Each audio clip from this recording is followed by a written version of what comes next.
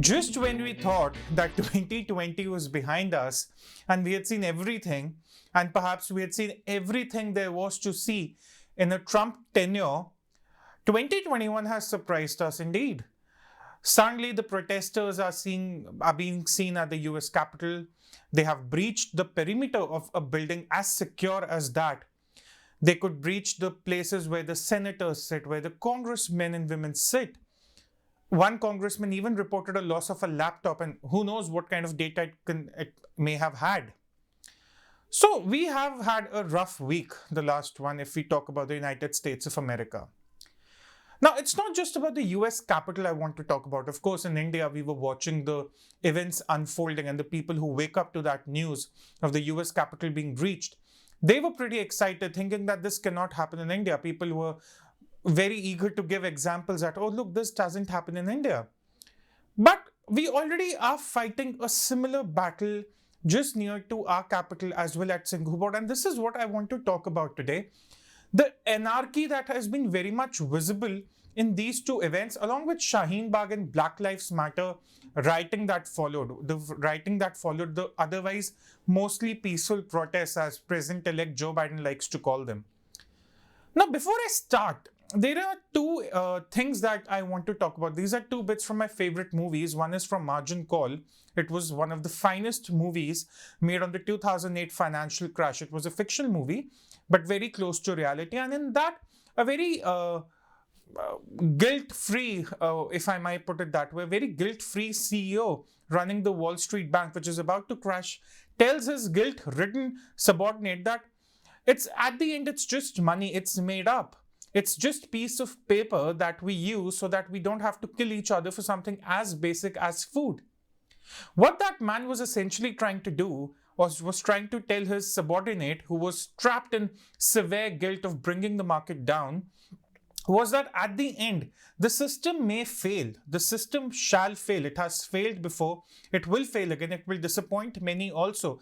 But a system in place is necessary so that people don't have to kill each other for something as simple as food. There's another bit from one of the very famous TV series, The Newsroom, which was written by Aaron Sorkin, who also wrote The West Wing. In that, a news anchor asks a leader from the Occupy Wall Street movement that what was her essential plan once she had her voice heard by the people in charge, people in the political leadership. And the lady was clueless. The anchor then followed up with the question that what happens when the change comes? What next? And she had no answer, which was one of the essential qualities of every protester masquerading as an anarchist these days. That there are no answers as to what they want to do once they've got the change done. Now let's talk about how the world perceived the breach at the US Capitol. There were two factions. The majority, even the Republicans included, they were disgruntled, they were disappointed. Some even distanced themselves from Donald Trump. Some of them resigned, some of them spoke about the 25th Amendment, which is essentially a way to remove the US president from office, seeing that he's unfit to perform his duties and Mike Pence, the vice president, would have taken over. So most faction was saying that, okay, this is wrong. Donald Trump himself encouraged it. This cannot happen. The Democrats wanted to impeach him. The Republicans also distanced themselves because all of them were looking at a future career in politics. And supporting Donald Trump at a moment like that would have been a political suicide. Donald Trump at nearing 80, he has nothing to lose, to be honest, politically. But other people still very nascent in their political lives, they have a lot to lose. So all of them distanced themselves from Donald Trump. There was a very minor faction that, however, responded differently. They said that if there was enough political patronizing for Black Lives Matter protests, if there was enough political patronizing for something like protests which happened, let's say in India, because there was for the anti-CA protest by USA. Some even said that if the rioting post the George Floyd killing last year was all right and was called mostly peaceful, why is this wrong? So there was this another minor faction that questioned that if you can patronize the left when they go about protesting, damaging property, vandalizing property, painting walls and private spaces of people in the name of freedom of expression, what is wrong with this? After all, these were not Al-Qaeda terrorists who were storming a building with a plane. These were not people armed. These were just funny looking people dressed up to call for a revolution, which was, of course, it wasn't. It was far from a revolution, but these were just a bunch of protesters. If one is to use the terminology of the left, this was the second faction. Now let's come back from Washington DC to New Delhi. We have the protests at Singhu border going on for almost 1.5 months now. At the time I'm speaking to you, talks are going on between the farmers and the government. Now we've seen the kind of protest this is. This is not a poor man's protest. You do not see a poor man's protest like that. But the highway has been blocked. A very important national highway stands blocked for the last 1.5 months. And we're just recovering from a recession. So there's also the economic cost to it. So how are the two perspectives to this protest in India? Again, the left is saying that what is wrong with the protest? The people have a right to convey their disappointment. Even if their disappointment is misinformed, it's misplaced, it's misinterpreted, it's selfish perhaps in the case of Punjab farmers who do not want to let go of the MSP even though it's not going anywhere. But even then, the left says, let the farmers protest, let them block the national highway, to hell with the economic consequences in the region, to hell with what happens to farmers in other parts of India, to hell with the entire investment consequences that the state of Punjab may have to suffer, to hell with the youth of Punjab who is looking for private industry to come to the state for the jobs. The left wants to politically patronize the farmers at Singhu border. So the tractor rallies that cover the eastern and the western peripheral expressway, apart from the Singhu border, are correct. The calls for a Bharat Bandh, as much as a failure they were, are also correct. The calls for saying that on 26 January, from one point you will have tanks incoming and from others you will have tractors as a part of the parade is also correct. So another perspective that we are seeing very similar in India, there's also political patronizing for these Singhu border protests. And what is the other side saying? The other side is saying, why do you have to patronize these people?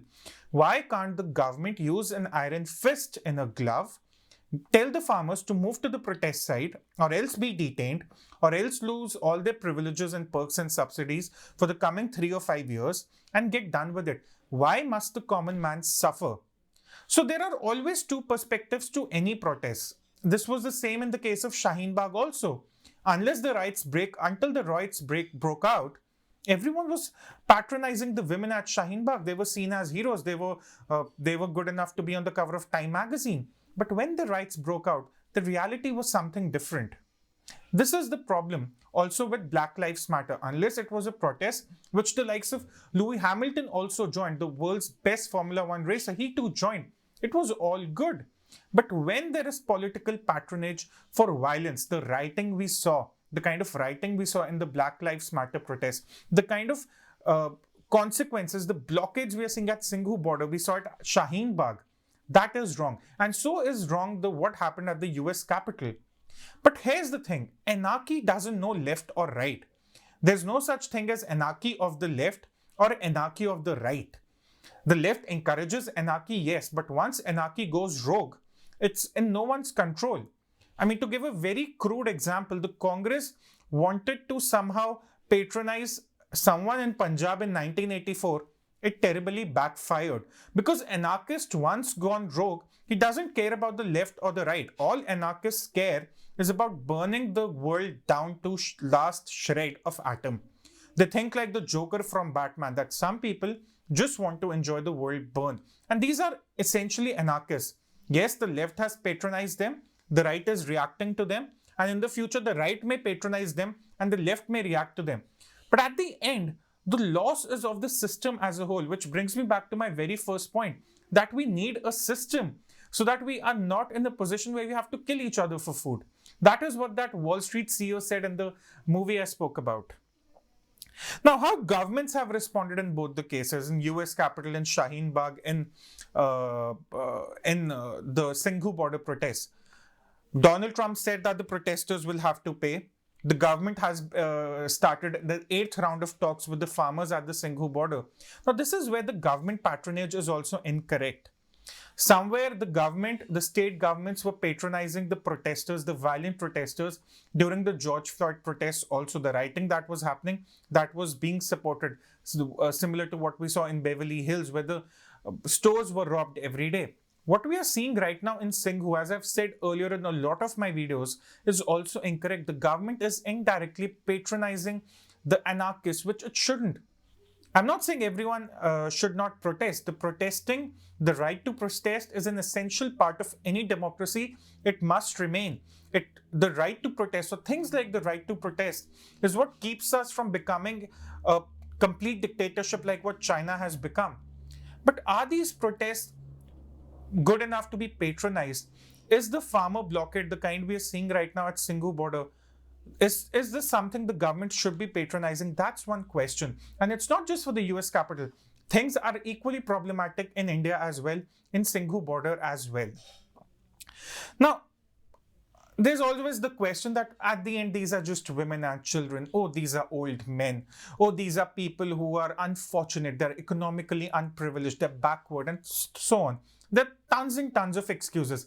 Captain Amrinder Singh himself at the beginning of the protest, when the farmers were moving to Delhi, gave these excuses that, oh, these are disappointed farmers. But when the same farmer groups started damaging the geo towers in Punjab, Captain Amrinder Singh had a problem. He had a problem getting them in control.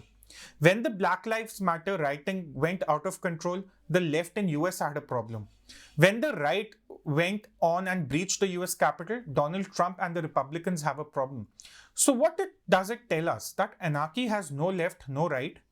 It will be a problem. And when the chickens come home to roost, it doesn't see what is left or what is right. It damages everyone. So anarchy as a system, as a process, it's not just dangerous to one political inclination or party, it's dangerous to the entire system. And this is why the patronizing to it must stop, be it Shaheen Bagh, be it George Floyd, be it Singhu border, be it the US Capitol. There's also the question of big tech and the role of big tech. The complications that are there, they are not sufficient to be discussed in this video, but I'll still highlight it. Now, Facebook and Twitter did the correct thing, as some would say, by blocking Donald Trump's account for the rest of his term. Fair enough. But is Donald Trump equally only responsible for causing the violence that happened yesterday? Aren't there 74 million voters of Donald Trump who think they have wronged, or even, let's say, 37 million of them, let's say half of the voters of Donald Trump? Where does one draw the line then for big tech? There was Swara Bhaskar who was tweeting, Delhi get on the streets. Isn't that a call to violence? So should she be blocked as well? The role of big tech in controlling this anarchy will also be important, because remember, it was the platforms like Twitter and Facebook that made heroes out of the Black Lives Matter protesters. But at the same time, the two platforms did nothing to curb the rioting that followed. At the end, the common man suffers. Either it's through the store that is being robbed, either it's at the Singhu border where they cannot run their businesses. This is the important point, that there is no winner in an anarchy.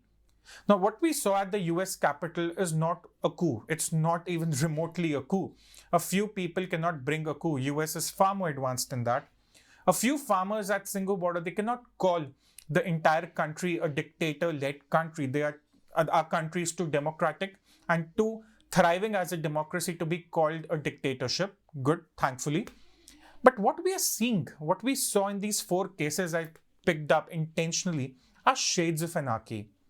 These are little sparks of anarchy. And if this fire is flamed well, as the left likes to do, and as the right may also like to do as a reaction, it will burn down everyone. That is the essential point that must be remembered, that there's no winner in patronizing protesters like these. The protesters like these who believe that violence, blockades, causing trouble to other people who have nothing to do with the protest or the protesters or the cause is essentially voicing their freedom or their cause, they must be dealt with. The governments across the world in any democracy must realize that anarchy is the end of any system. It doesn't leave a left, it doesn't leave a right. And I hope the US will learn a lesson from that, and here in India, our government will learn a lesson from that. Thank you.